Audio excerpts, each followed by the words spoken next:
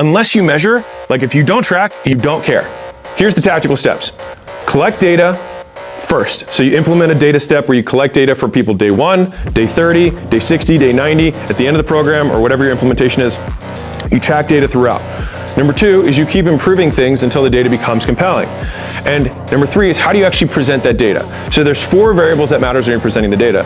Number 1 is the percentage of people, whether that's the median, the average, or the percentage overall of people, that's number 1, who 2, achieve X outcome, 3, in Y time or after X attempts, and 4, under Z conditions. And so it's like, we get X percent of gyms, so it was, whatever is the average gym, so right, average gym owner makes an extra $100,000 per year in profit, so that's the outcome, after their first 12 months in Gym Lords, or Gym Legacy, which is the program that we have at Gym Lords, right? And so those are the conditions, right? And so it covers all 4 of those. So when you're making these, you wanna hit all 4 of those things when you're explaining the data publicly.